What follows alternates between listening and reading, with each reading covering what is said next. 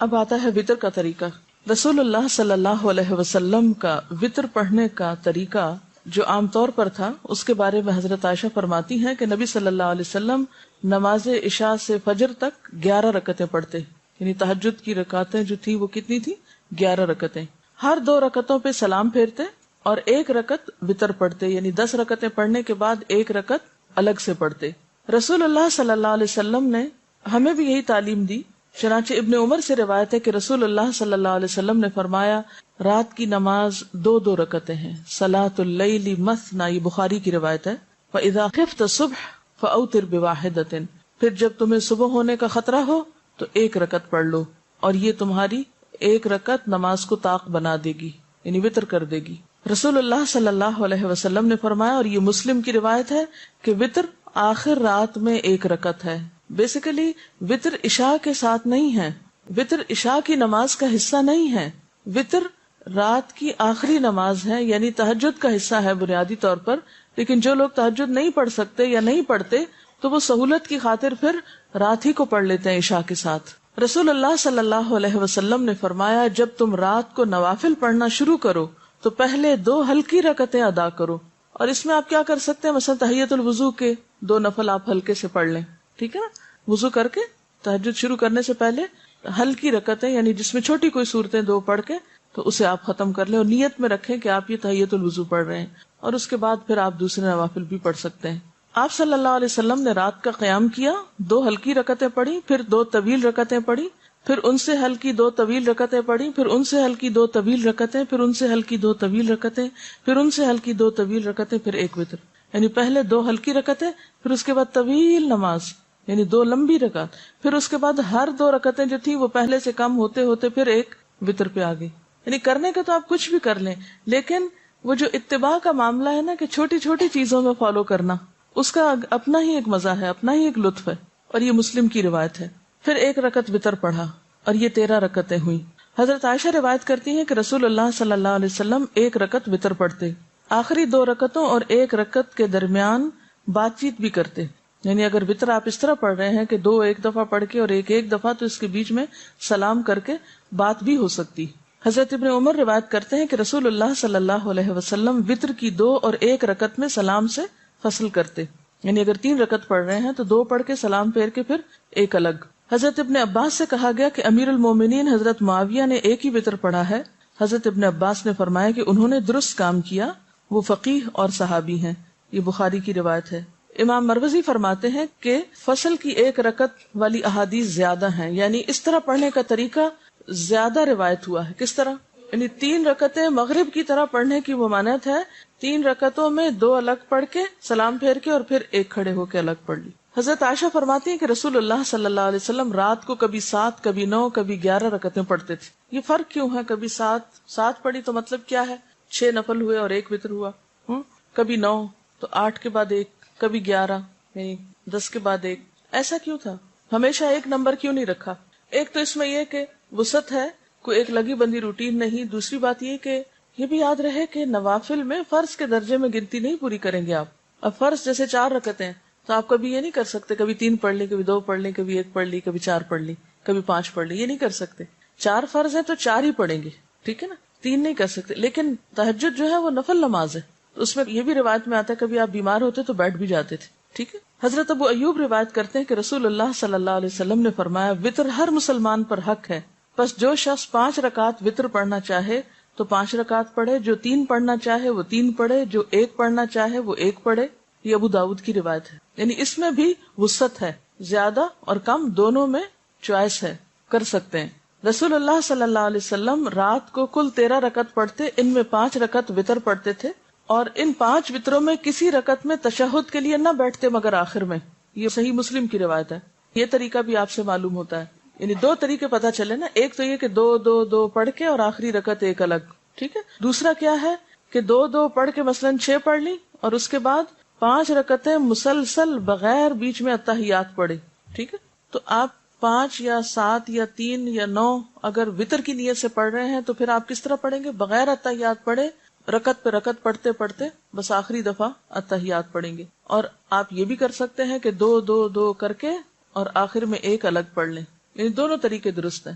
حضرت عائشہ سے روایت ہے کہ رسول اللہ صلی اللہ علیہ وسلم پہلی رکعت وتر میں سبح اسم ربک الاعلی، دوسری میں قل یا ایھا الکافرون اور تیسری میں قل ھو اللہ احد پڑھا کرتے تھے۔ نبی صلی اللہ علیہ وسلم نے فرمایا ایک رات میں 2 بار وتر پڑھنا جائز نہیں، یہ ابو داؤد کی روایت ہے۔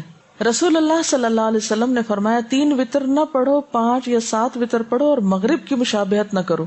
یعنی یہ 3 نہ پڑھو کا مطلب یہ نہیں کہ 3 پڑھ ہی نہیں سکتے، اس سے مراد یعنی مغرب کی طرح 3 نہ پڑھو۔ مغرب میں کیا ہوتا ہے 2 پڑھ کے اتحیات بیٹھ کے پھر بغیر سلام پھیرے ہم کھڑے ہو جاتے ہیں، پھر تیسرا ساتھ ہی پڑھ لیتے ہیں۔ تو اس میں یہ کہ اگر 3 آپ نے اکٹھی پڑھنی ہے تو بیچ کا اتحیات نہ پڑھے، تینوں اکٹھی پڑھ لیں، مراد یہ۔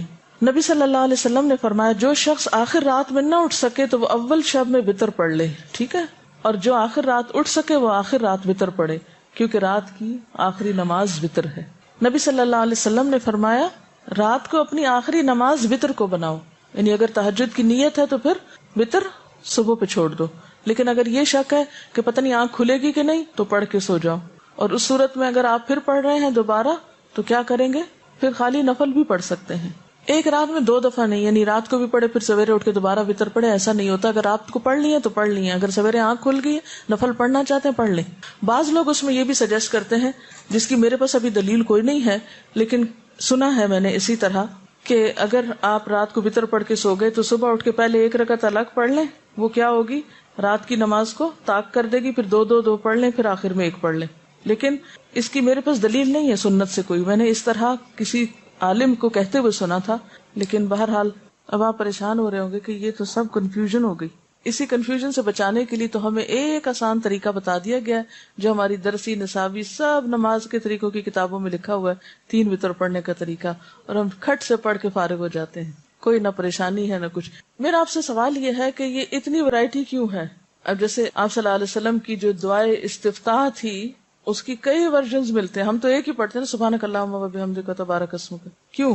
کیا حکمت ہے؟ بنیادی بات یہ کہ جب انسان صرف ایک لگے بندے گھسے پٹے طریقے سے ایک کام سالوں سال کرتا جاتا ہے تو اس کا نتیجہ کیا ہوتا ہے؟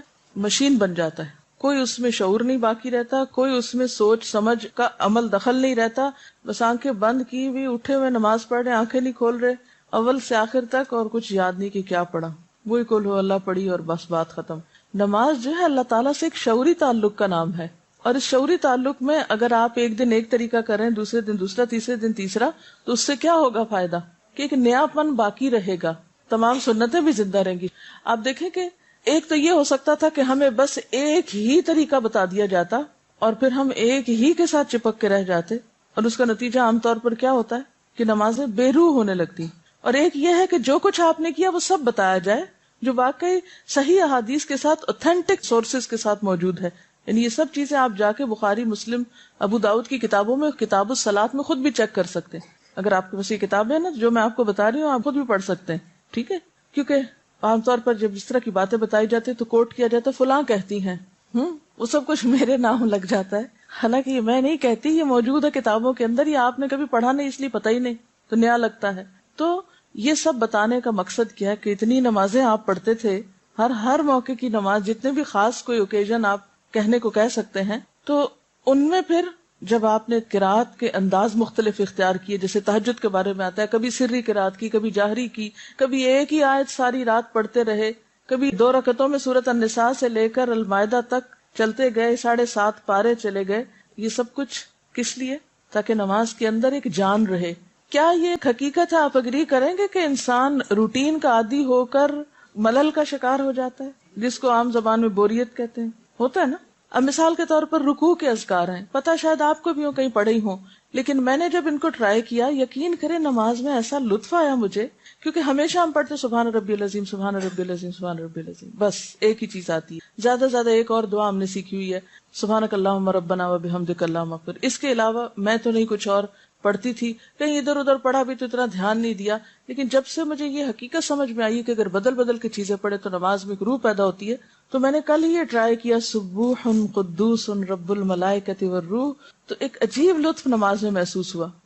تو پہلی تو وہی تسبیح ہے جو سبحان ربی العظیم کی ہے، دوسری وہ جو ابھی میں نے آپ کو سنائی، سبحانک اللہم ربنا و بحمدک اللہم اغفر لی، تیسری ہے سبوح قدوس رب الملائکۃ والروح، اور یہ مسند احمد میں بھی ہے، نسائی میں بھی، ابو داؤد میں بھی ہے، مسلم میں بھی، یعنی کتنی کتابوں نے اس کو روایت کیا ہے۔ پھر اسی طرح 6 حدیث کی کتابوں میں روایت ہوئی ہے یہ دعا رکوع کی، اللہم لک رکعت وبک آمنت ولک اسلمت خشع لک سمعی وبصری ومخی وعظمی وعصبی۔ اے اللہ میں نے تیرے لیے رکوع کیا، تجھ پر ایمان لایا، تیرے لیے اسلام لایا، جھکے ہوئے ہیں تیرے لیے میرے کان اور میری آنکھیں اور میرا دماغ اور میری ہڈیاں اور میرے اعصاب، سب کچھ تیرے آگے جھکا ہوا ہے۔ وہ جو 5 منٹ کا رکوع ہے اس میں اگر آپ یہ بار بار تسبیح کریں پھر آپ دیکھیں اپنی کیفیت کہ یا اللہ تیرے آگے جھکا ہوا، میری ہڈیاں بھی جھکی ہوئی ہیں، میرے اعصاب بھی جھکے ہوئے ہیں، میرا سر بھی جھکا ہوا ہے، میری تمام چیزیں تیرے آگے جھکی ہوئی ہیں۔ تو انشاءاللہ نمازوں میں انشاءاللہ یقینی خشوع پیدا ہوگا۔ پھر اسی طرح سبحانک و بحمدک لا الہ الا انت، ایک اور تسبیح یہ ہے سبحانک و بحمدک لا الہ الا انت۔ پھر اسی طرح سبحان ذی الجبروت والملکوت والکبریاء والعظمت، سبحان ذی الجبروت والملکوت والکبریاء والعظمت۔ کوئی مشکل نہیں ہے، اگر یہ آتی ہو، فجر کی نماز میں 1 پڑھ لیجئے، ظہر میں 2، عصر میں 3، مغرب میں 4، عشاء میں 5، تہجد میں 1 اور، تو بدل بدل کے آپ پڑھیں گے تو انشاءاللہ نماز کی جو تاثیر ہے وہ آپ محسوس کریں گے انشاءاللہ تعالی۔ پھر اسی طرح رکوع سے کھڑے ہونے کے اذکار ہیں، سمع اللہ لمن حمدہ، اللہم ربنا لک الحمد ربنا ولک الحمد ربنا لک الحمد ملء السماوات وملء الارض وملء ما بینہما وملء ما شئت من شیء بعد، کیونکہ وہ ایک حدیث میں آپ نے پڑھا تھا نا کہ جتنا طویل آپ نے قیام کیا اتنا ہی آپ نے رکوع کیا، اور جتنا طویل رکوع کیا اتنا ہی کھڑے ہو کے دوبارہ قوما کیا۔ اب کھڑے ہو کر کتنی دفعہ آپ کہیں گے سمع اللہ لمن حمدہ سمع اللہ لمن حمدہ، اس سے تو بات نہیں بنے گی، لیکن جب آپ ذرا اور بہتر طریقے سے حمد و ثنا کریں گے، ربنا ولک الحمد ملء السماوات وملء الارض وملء ما بینہما من شیء بعد اہل الثناء والمجد احق ما قال العبد وکلنا لک عبد اللہم لا مانع لما آتیت ولا معطی لما منعت ولا راد لما قضیت ولا ينفع ذا الجد منک الجد۔ یہ مسلم میں، نسائی میں اور ابو داؤد میں روایت ہوئی ہے۔ تو حدیث کے خزانوں میں یہ بہت سی چیزیں موجود ہیں، لیکن ہم تک نکل کر آئی نہیں، پھر ہم نے ان سنتوں کو زندہ نہیں کیا، ان کو پڑھا نہیں۔ تو ضرورت ہے کہ تھوڑی تھوڑی بھی کوشش انشاءاللہ آپ کرتے رہیں گے، اسپیشلی ینگ گرلز۔ اب جو چیزیں زندگی میں داخل ہو جائیں گی وہ اگلی زندگی میں سہولت کے ساتھ آپ کر پائیں گے۔ پھر اسی طرح دعائے قنوت کے 2-3 صیغے، پھر اسی طرح سجدے کی دعائیں، سجدے کی دعاؤں میں بھی اسی طرح یہ جو رکوع کے ہیں ان کے علاوہ اللہم انی اعوذ برضاک من سخطک وبمعافاتک من عقوبتک واعوذ بک منک لا احصی ثناء علیک انت کما اثنیت علی نفسک۔ تو یہ سب گر ہیں یا نسخے ہیں اللہ تعالیٰ سے تعلق اور محبت بڑھانے کے۔ پھر اسی طرح ہم جو اتحیات کے بعد جو دعائیں پڑھتے ہیں اس میں بھی رب جعلنی والی صرف ایک ہی یاد کرتے ہیں، اس میں بھی 2-3 صیغے جو ہیں وہ مسنون کتابوں سے ثابت ہیں۔ پھر اس کے بعد سلام پھیرنے کے بعد جو دعائیں ہیں، اور اسی طرح جو دعائیں استفتاح ہے جو ابھی میں ذکر کر رہی تھی کہ صرف یہی نہیں ہے جو ہم پڑھ لیتے ہیں سبحانک اللہم، بلکہ اس کے علاوہ اللہم باعث بینی، یہ بھی دیکھا گیا جن کو اللہم باعث بینی آتا بس وہ پھر اس پہ اٹک جاتے ہیں، اس سے آگے نہیں۔ اس میں وجہت وجہی للذی فطر السماوات والارض والی دعا بھی ہے۔ پھر اسی طرح بخشش کی دعا اور اللہم رب جبرائیل و میکائیل، یہ تہجد کی نماز میں استفتاح کی دعا۔ میں سوچتی ہوں کہ اگر پڑھتے نہیں بھی ہے تو پتہ تو ہو کہ ایسے ہی دنیا سے چلے جائیں گے کہ اتنی بھی پہچان نہ ہو کہ اللہ کے رسول صلی اللہ علیہ وسلم نے کس کس انداز اور کس کس رنگ میں اپنے رب کو پکارا۔ کتنے بے خبر ہیں آپ اپنے محبوب سے، یعنی نبی صلی اللہ علیہ وسلم سے محبت کا دعویٰ ہمیں سب کو ہے لیکن ان کی پہچان نہیں ہے۔ کیا کرتے تھے وہ؟ ساری گفتگو کا خلاصہ کیا ہے؟ نفل نمازوں میں سب سے افضل تہجد کی نماز ہے۔ فائدہ بتائیے؟ قرب کا ذریعہ ہے، گناہوں کو مٹانے کا ذریعہ ہے، اور اگلے گناہوں سے بچانے کا ذریعہ ہے، یہ حدیث سے پتہ چلتا ہے، اور پچھلے صالحین کی بھی روش رہی ہے۔ اطمینان قلب نصیب ہوتا ہے کیسے؟ شیطان جو انسان کی گدی پر سر پہ 3 گرہیں لگاتا ہے، یعنی اس کے دماغ کو جکڑتا ہے ایک طرح سے، وہ کھل جاتی ہیں گرہیں جب انسان صبح اللہ کا ذکر کرتا ہے، وضو کرتا ہے، نماز پڑھتا ہے، تو ایک اچھے نفس کے ساتھ اپنے دن کا آغاز کرتا ہے، ورنہ خبیث نفس کے ساتھ اور سست نفسی کے ساتھ انسان دن کا آغاز کرتا ہے۔ رات کا جب 1/3 حصہ باقی رہ جاتا ہے تو اللہ تعالیٰ آسمان دنیا پہ نزول فرماتے ہیں اور پکارتے ہیں اپنے بندوں کو۔ کیا کہتے ہیں؟ ہے کوئی دعا مانگنے والا کہ میں اس کی دعا قبول کروں؟ یہ وقت جو ہے رات کا آخری وقت دعاؤں کی قبولیت کا وقت ہے، اور اس میں خصوصی طور پر قرآن سے کیا پتہ چلتا ہے کون سی دعا سب سے زیادہ پڑھنے کا وقت ہے؟ استغفار. دیکھیں استغفار نہیں ہوتا، باب استفعال کے وزن پر ہے استغفار. استغفار یعنی تہجد کی دعاؤں میں خصوصی دعا جو قرآن سے ثابت ہے وہ کیا ہے؟ وَبِالْأَسْحَارِ هُمْ يَسْتَغْفِرُونَ. اور اس کے علاوہ تہجد شکر گزاری کا ذریعہ ہے. افلا اکون عبدا شکورا، اس شخص پر اللہ کی رحمت ہوتی ہے خاص جو خود اٹھتا ہے اور اپنی بیوی کو جگاتا ہے اور نہ جاگے تو پانی کے چھینٹے مارتا ہے، اور اس عورت پر بھی اللہ کی رحمت ہوتی ہے جو اٹھتی ہے اور پھر شوہر کو اٹھاتی ہے اور نہ اٹھے تو پانی کے چھینٹے مارتی ہے. یہ تو تھے فضائل. ٹھیک ہے، اب یہ ہے کہ تہجد کے وقت اٹھ کر کیا کیا کریں گے. نمبر 1 اللہ کا ذکر کریں گے. تو ذکر میں کون کون سے ذکر؟ پہلا ذکر اللہ اکبر 10 بار، 10 بار الحمدللہ، 10 بار سبحان اللہ و بحمدہ، 10 بار سبحان الملک القدوس، 10 بار استغفر اللہ، 10 بار لا الہ الا اللہ، 10 بار اللہم اعوذ بک من ضیق الدنیا و ضیق یوم القیامہ. یہ ہے ذکر اٹھتے ہی کرنے کا. اور پھر اس کے بعد کیا کرنا ہے؟ وضو سے پہلے آل عمران کی آخری 11 آیات اور اس کے بعد چوتھا کلمہ. چوتھا کلمہ پڑھنے کے بعد اگر کوئی اللہم اغفر لی کہتا ہے تو کیا فائدہ بتایا گیا اس کا؟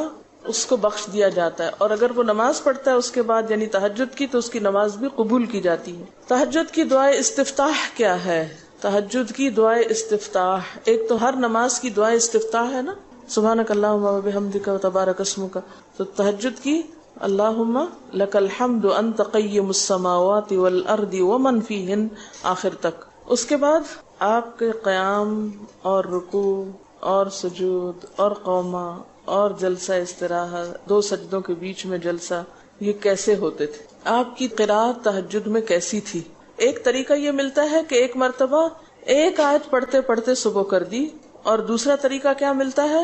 سورۃ بقرہ، سورۃ آل عمران، سورۃ النساء اور سورۃ مائدہ تقریباً 7.25 پارے. دوسری روایت میں یہ بات پتہ چلتی ہے. اور وہ شخص کس میں لکھ لیا جاتا ہے جو 200 آیات پڑھ لے؟ اطاعت گزار مخلص لوگوں میں.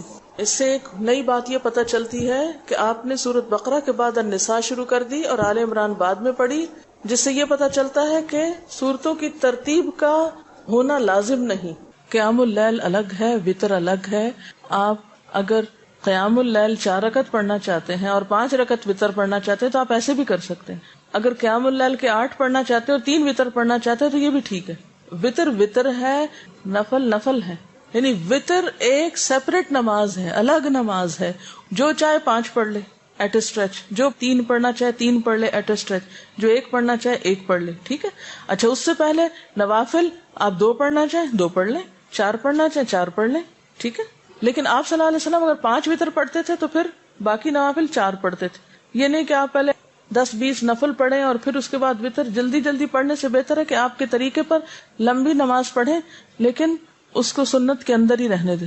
قیام اللیل کیا ہے؟ رات کے شروع میں ہو تو تراویح کہلاتا ہے، بعد میں ہو تو تہجد. اگر پہلے پڑھ لیا ہے تو بعد میں تکلف نہ کریں. لیکن اگر آپ 2 وقت میں، یعنی آپ کہتے ہیں کہ ویسے تو میری آنکھ نہیں کھلتی، چلو میری نمازیں پتہ نہیں کتنی زندگی میں ضائع ہوئی، کیونکہ آپ کو پتہ ہے یہ حدیث مجھے بہت ڈراتی ہے کہ ایون جو لوگ پوری نماز بھی پڑھتے ہیں تو کسی کو اس کی نماز میں سے 10واں حصہ ملتا ہے، کسی کو اس کی نماز میں سے 5واں حصہ ملتا ہے.